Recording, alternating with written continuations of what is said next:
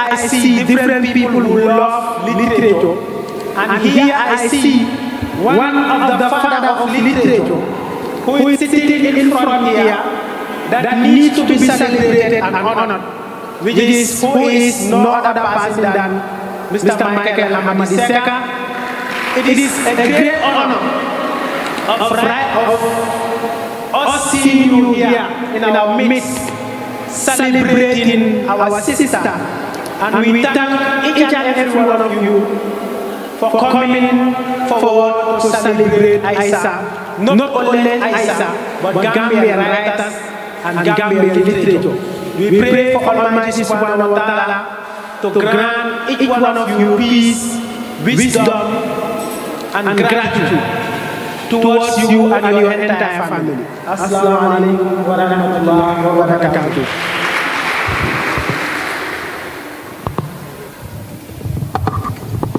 Thank you very much, Mr. Honestly, this man is giving more prepared for.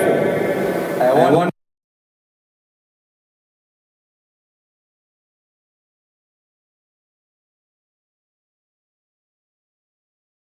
it was a square hole. Thank you very much. Unfortunately, he had introduced one of the biggest of Gambian literature, especially when it comes to providing the necessary support to the young Gambian writers. When I plan to do it, when the high table is complete. But nonetheless, we will come back to introducing these members of the high table formally, from the first to the last person. Moving forward, we are going to call on poetess Borges to give us a poetry performance. Then we will move on to inviting New Life Upper Basic School to take us through another performance. Ladies and gentlemen, in our audience we have Aisha's parents, her family members, her aunties, uncles, brothers and sisters, seated at the near left and near right over there. We have teachers sitting behind. And you're all welcome once again. Poetess Borges, the floor is yours. You may please come over to give your piece. New Life Basic School, please get set for the next performance shall be your turn.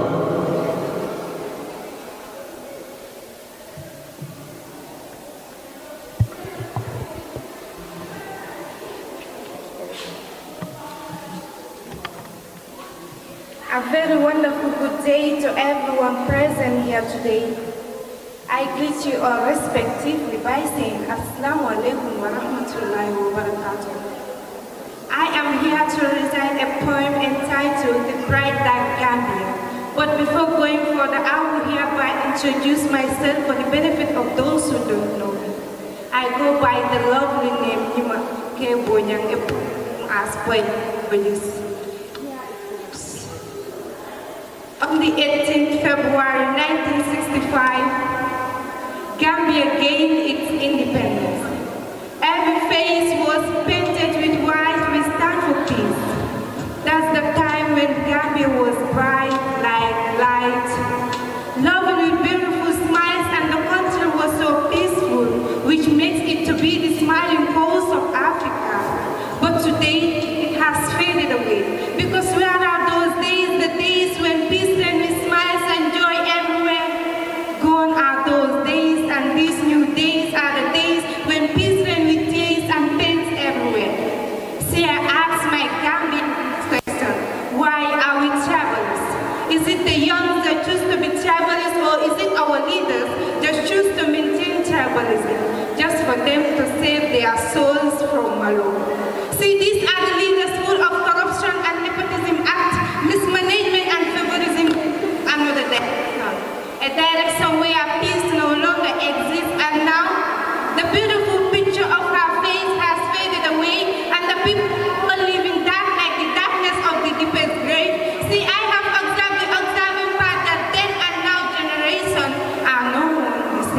situation. The condition of our nation has ruined our reputation. Well, I am not feeling well about the disease, so I think I have to take injection and medication. So you will volunteer like a voluntary action to take me to the doctor to confirm the down of my health condition. Léegi suñ Gambia bi dañ ko war a wecce pour ñu mën a am Gambia bu suñ dund mën a leer te ne parce que suñ réew bi si jàmm ak lañ ko am.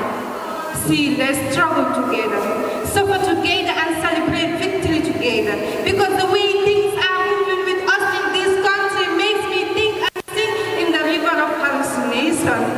Nene ulatu kokon. Wakan walu safora mangora pujuk esukeyo lame punko chile. Katun ulatu bukan kokon kachine de esukeyo kon. I thank you all for your time.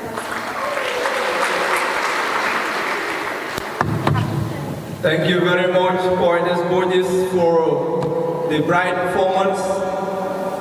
And now I would plead that we give her a very big round of applause. Thank you, audience, for that. I think the young generation of this country are promising us a better future.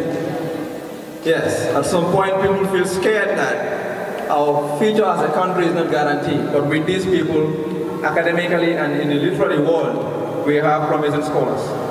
Now, as we promised, we will invite New Life of Basic School, that is Aisha's own alma mater, to give us a poetry performance. New Life of Basic School is where Aisha did her middle school education, and here the floor is yours.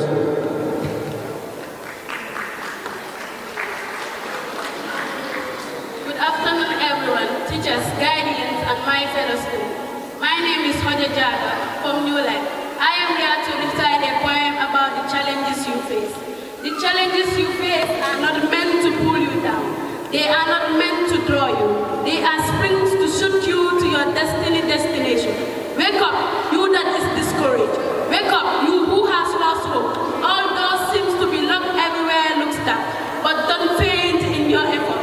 For there is a door waiting to be knocked. There is a place eventually set. There is a step yet to go. There is a person yet to meet. Yet don't die in your challenges. They are food to keep you healthy. They are exercises to keep you strong. The challenges you face showcase your inner man. Thank you.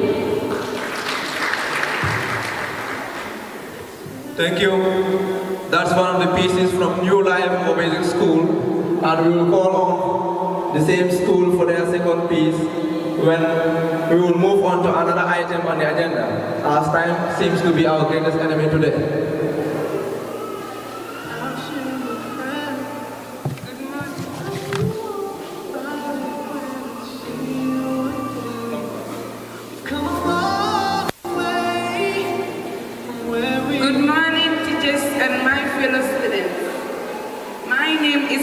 From New Life Children's Center. And I stand before this gathering with my colleague Ramatullah Khalifa Gamel to read a poem entitled The Light of Knowledge. In halls of learning wisdom glows, your mind is awakened, heart composed, a beacon bright, education flame, a guiding star, a noble aim. In books and lessons, features bloom within it, class beyond the room. Knowledge soul in fertile mind, rifts of heart within beyond the room.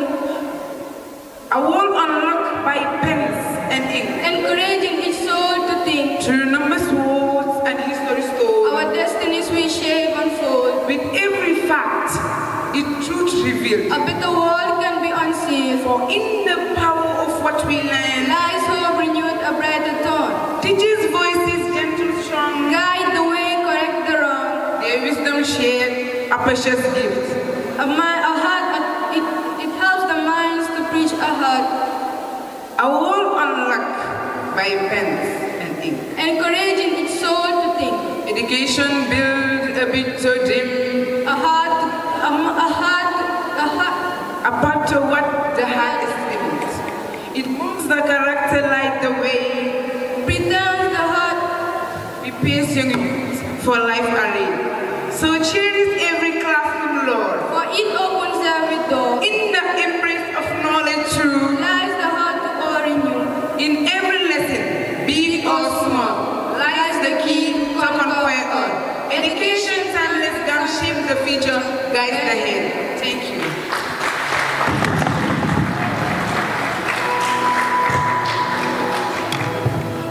Thank you, New Life of a Basic School. This is a very beautiful duet.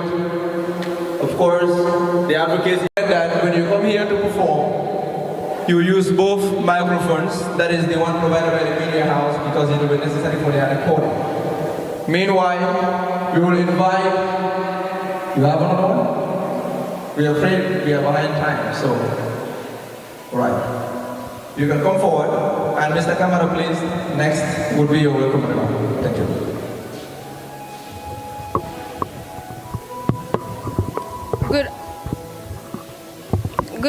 Good afternoon, everyone. My name is Mam Jara Job, a student from New Life Upper Basic School. I am here to recite a poem entitled Road to Academic Struggle. Mane yoonu hud dafa bari jam-jam. Muy bu kom-kom wala bu xam-xam. Foog nga nangu taar bi jaayante ngir jot si am-am. Ganale coono mu yéex si nga def ko sa lam-lam. The past, present, and future never rhymes. In a shadow of darkness, we were restrained from a mirror of success, covered with feathers of ignorance. Some time ago, we majestically walked in a temple of greatness. As amateurs, we got nurtured, and today we are a reflection of it all. NLCC is manifestation of a room with AC, a temple of greatness furnished with the achievements of all legends that pass through with A's. In every block holds a secret we unfold. Every wall holds a lesson, a joke, every classroom a chose with mighty. A tea that has been fogged by her citadel of knowledge. Our words today will be perfumed to your nostrils. Ndax suñu kaddu tey dañ ko pare sànqal. We want you to remember these words behind the walls of our thoughts. In the absence and presence of humankind, time in this game as only simple kind. And stars and sun dare not to excruciate. The atoms of phenomenal beings' aggravation. To vibe killers' goal to differentiate between solitude, confinement, and salvation. It's an habit to permit this assembly when resolutions will come together to accentuate. A routine homed in for levitation, a light to permit mistakes to dictate. A betterment of humanity of appreciation. Clouds may be higher, but they bow to lactate. Your purity of admonition, an opportunity offered to make an impact on a crew of impurity. A real day in a year for your acts that may actuate your vanity. Thank you.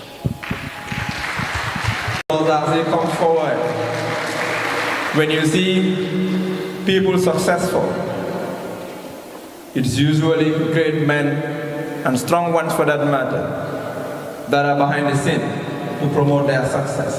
And here is such. You are welcome, Mr. Kamal. Thank you very much.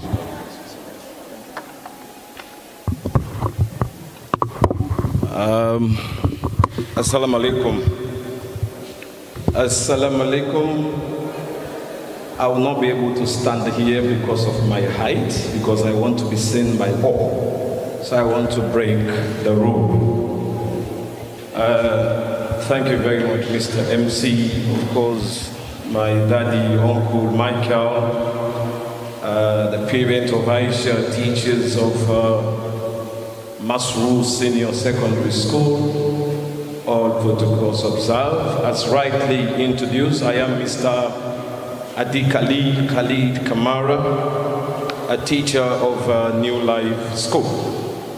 I believe if Aisha's parents are here, this face is a familiar face to them. This afternoon, I had to make it possible to be here. First of all, I we are honored to be considered in this occasion. That Aisha walked and entered the New Life gate and said, you guys must be there. She did not stop there. Came and met me, said, Mr. Kamara, you must be there and you have to say something. I said, but why? He said, what you have given to me and your guidance is enough. Fine. I have a wedding to attend with my wife. I told her, hey, go. I must attend this event. But I'm here this afternoon to encourage you about knowledge. When you go through the book, you look at Aisha's biography. She came from Basse, a place called Alonhari, they call the place. I got to know that name better when I visited Basse in 2014 during my days as the Secretary General of the Gambia Union Theatre. Then I met Uncle Michael here and Hassoum Sisei, who is now the National Center for Art and Culture Director, who has been the president of the Writers Association. So from Alonhari to the capital, today Aisha is making waves. Brothers and sisters, the younger generation, I want to encourage you that knowledge is power. Knowledge is the only weapon you use to fight any battle. I use knowledge. Everything today here is about education. You have to pardon us. The entertainment we'll be having here today is about education because it's a book launch. Because after today, this book is going out. A lot of lives will be transformed through this book. Therefore, every performance here tonight is going to be education. I will not say much because we have a guest speaker. I'm invited to give a statement, more or less encouragement on knowledge. I believe in knowledge. As a teacher of Aisha, one thing I always tell them is this. I came to the Gambia in 2017. I came with nothing but education. And this is a practical example I also give to them. Nothing but education. I met a young Gambian woman that I married. Beautiful. I had nothing, but she saw papers. Say, I believe tomorrow you'll make me something. So if I tell you today that that woman I met who admired me because of my papers, today we have a student that just received her grade 9 result. Will you believe it? No. But she trusted in education. Today we are there. It is only knowledge that will take you to that level. We have our Islamic scholars here. We also believe the Quran tells us that can be better translated by our scholars. That إِذَا كُنْتَ لَمْ تَإِخْرَ وَلَمْ تَكُنْ فَهِمًا فَالْمَوْتُ كَالْخَيْرِ وَذَاتُكَ اللَّوْمَ. Let's translate it that anyone on earth without education or without anything on earth to benefit yourself or any other person, you become a liability in the community. Therefore, it is better for you to die than you live on earth for nothing. Ladies and gentlemen, I continue encouraging about knowledge. Public speaking is one thing I have encouraged Aisha. But one thing that shocked me and shocked many teachers in New Life, that when we heard Aisha came up with a piece of writing to the extent of a book at the senior school level, not even a tertiary level, because she was a slow but sure student. She doesn't talk, she talks when necessary. Aisha raised her hand up when it is necessary for her hand to go up. These are students you always fear and respect. Today, she is victorious. Put your hands together for Aisha once again. Mr. MC, I know you're looking at me, and this is where I'm going to wrap up. I will not be here to the end of the book launch, but I've already communicated with the writer, and I'll be leaving shortly. But I want to just continue to encourage the younger ones. Let's make reading our friend. Any piece of writing you see, you're walking, you read, see it and read prayers. Don't just see a paper on the floor. If you see something written there, courageously pick it and read it. It's very important. I love reading. I encourage my students to read. Fana Jane, who was standing here, she's a student I disturb so much. But we feel proud of them. Those are our students. We feel proud of them, what they have given here. And Aisha was one of them. She invited us. So we are proud and we say thank you for thinking about New Life. And by God's grace, I will relay the message to the director. And I want to say once again, thank you for giving me the opportunity to be here. Merci.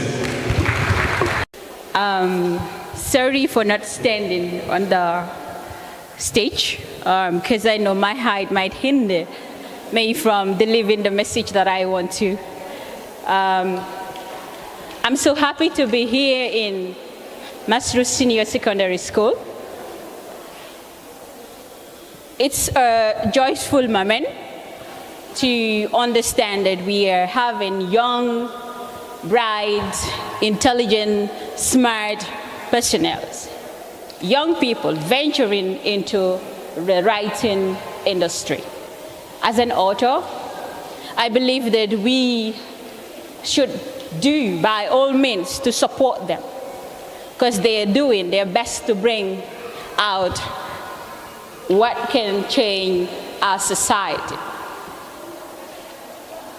My topic of discussion today will gear towards patience, okay? Patience in relation to an author, being an author specifically. Patience is an act of what? Acceptance.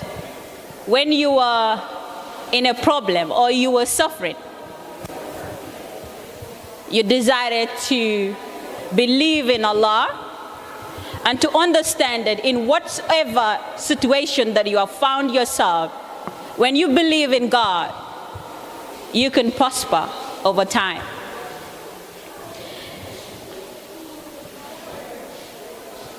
This is the most important aspect of human nature.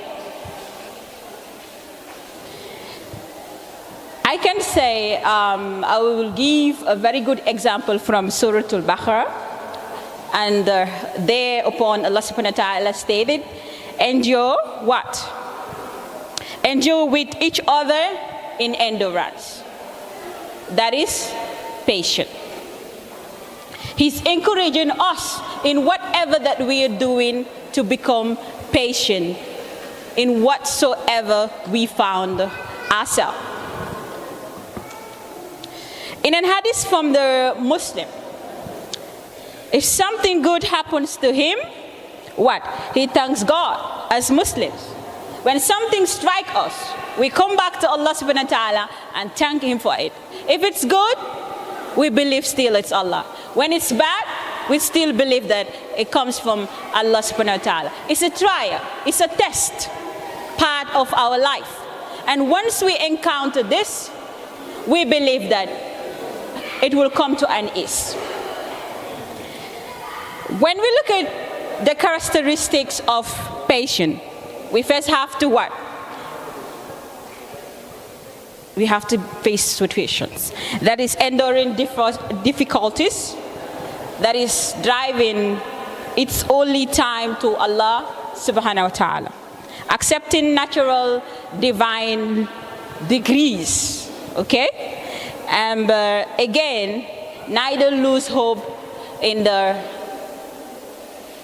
mighty God, in whatsoever that He bestowed upon us.